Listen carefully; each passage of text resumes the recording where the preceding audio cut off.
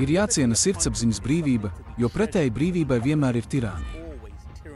Jebkurā vēsturē, kad kādā nācijā vai reģionā baznīca un valsts ir apvienojušas savus spēkus, tas vienmēr ir novedis pie tā, ka reliģijai un individiem liedz rīkoties saskaņā ar savu sirdsapziņu. Šajā nodaļā mēs aplūkosim šīs tēmas vēsturi no tumšajiem viduslaikiem līdz reformācijai, un to, ka arī mūsdienās tā ir apdraudēta, iespējams, vairāk nekā jebkad agrāk. Lielās cīņas centrā ir brīvība pielūgt brīvi mīlēt viņu. Un tomēr, laikam tuvojoties beigām, šīs tiesības tiks bezprecedenta kārtā atņemtas.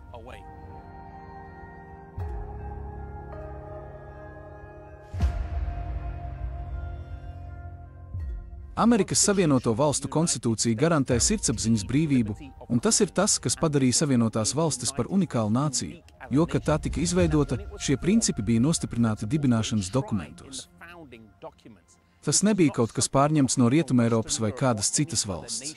Eiropa tumšajos viduslaikos un reformācijas laikā, atrodoties dažādu reliģisko pārliecību kontrolē, to neuzskatīja par vērtību.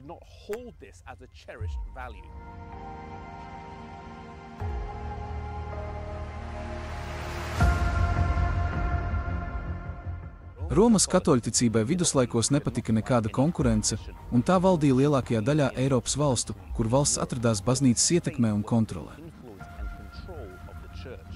Tie, kas pretojās dominējošajai ticībai, tika marginalizēti un bieži vien vajāti, mēģinot panākt, lai viņi tiktu savaldīti. Šāda stratēģija nav līdzīga Kristum.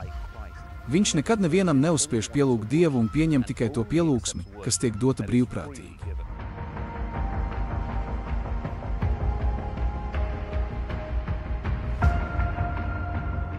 Tas izraisīja atbildes reakciju, un 16. gadsimtā Eiropa piedzīvoja lielu satricinājumu un pārmaiņu laiku. Reliģiskās reformācijas Anglijā, Skotijā, Šveicē, Francijā, Vācijā, Zviedrijā un Dānijā mainīja šo valstu ainavu gan garīgajā jomā, gan arī pilsoniskajā dzīvē. Katrā no šīm valstīm reformācijas bija cieši saistītas ar politisko neatkarību, un, lai gan lielākā daļa pārmaiņu bija labas, dažas lietas palika nemainīgas. Lai gan šīs valstis atdalījās no Svētās Romas impērijas varas, katru baznīcu bieži vien joprojām ietekmē valsts.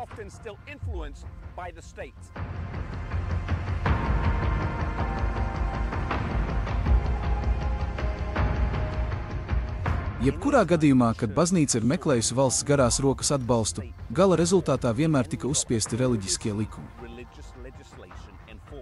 Visnozīmīgāk tas notika pirmajos gadsimtos, sākot ar Konstantīna laikiem, kad pakāpeniski tika ieviests svētdienas likums. Tas nenotika vienā dienā, bet gan lēnām, izmantojot maņticību un nepatiesus apgalvojumus, līdz tas kļuva plaši izplatīts, un tikai nelielas ticīgo grupas, piemēram, valdieši Eiropā vai abesīnieši Etiopijā, noturējās. Abu šo grupu gala rezultāts ir skumjš un sāpīgs.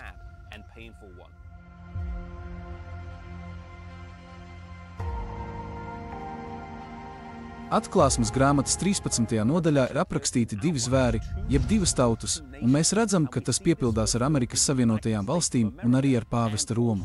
Pāvesta Roma, kā tika pravietots, saņems nāvējošu brūci un nonāks gūstā ap 1798. gadu. Un mēs redzam, ka tas piepildās, kad pāvests tiek sagūstīts un, kas ir vēl svarīgāk, tiek atņemta Romas civilā vara.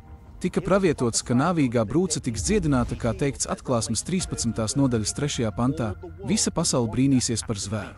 Tā kā ASV pieauga tās kultūras, ekonomikas, politikas un reliģijas nozīmē, Bībele ieskicē laiku, kad tā apvienosies ar Romu, uzspiežot reliģisko praksi.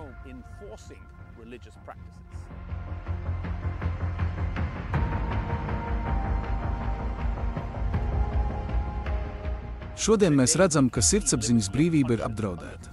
Vārda brīvība un likumi, kas to aizsargā, ir lēnām izzuduši.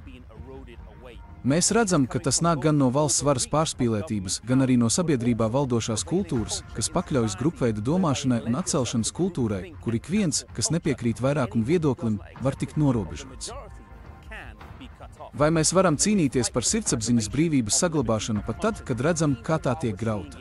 Bet atcerieties arī to, ka kādu dienu mums būs jāiestājas par to, kas ir pareizi, kamēr visa pasaule ir pret mums. Lai mums ir drosme, paļāvība un ticība Jēzum Kristum, lai mēs to darītu.